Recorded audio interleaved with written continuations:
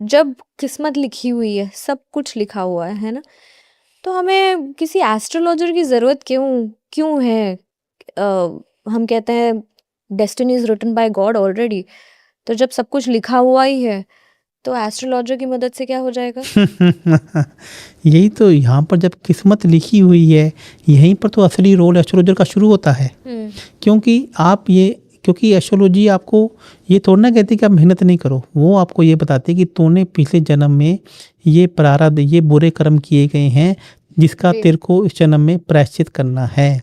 तेरे को इस जानवर को ये चीज़ खिलानी है।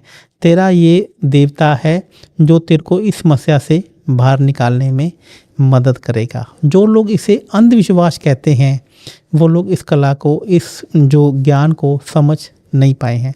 तो इसमें कहीं कोई दो राय नहीं है कि किस्मत बदली जा सकती है। कुछ ऐसे मिथ्स है जिससे कहते हैं कि मान लीजिए नाखून नहीं काटना चाहिए किसी दिन, उससे कुछ हो जाता है, या फिर बाल नहीं काटना चाहिए किसी दिन, अलग-अलग वार वाले दिन, है ना? तो किसी से केतु खराब हो जाता है, किसी से कोई ग्रह खराब हो जाता है, क्या ये सच है? बिल्कुल 100% ये सच है। यदि आपको मैं एक बात बता दूँ, यदि आपके पास पैसे की परेशानी आ रही है, पैसा आपका नहीं रुक रहा, और उसमें सबसे ज़्यादा जो रोल है वो चंद्रमा और केतु का है। जी। यदि आप नहाते समय अपनी पैरों की उंगलियों को साफ नहीं कर रहे हैं, मेरे वर्ड को ध्यान दीजिए, मैंने क्या बोला? टोज़। टोस।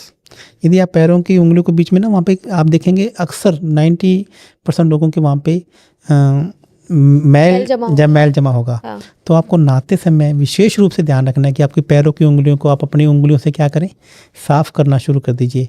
तो चंद्रमा केतु जो आपकी कुंडली में ग्रहण लगाकर बैठा हुआ है, वह दोष क्या हो जाएगा, आपकी कुंडली में दूर हो जाएगा। ये उपाय लगातार रोज, इसमें क्या लगी रहा है आपका, जी, जी, जी। आपको नहाते समय अपनी पैरों की उंगलियों को अपनी उंगलियों से साफ ही तो करना है। आप ये करना शुरू कीजिए और देखिए कि पैसे की ब्लॉकेज आपकी खत्म हो जाएगी।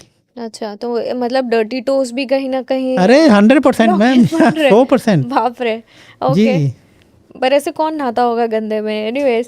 नहीं, लोग ऐसा नहीं कि नहाते नहीं हैं, लोग केयर नहीं कर रहे हैं, लोगों को मालूम नहीं है, लोग उस पे ध्यान नहीं दे रहे हैं।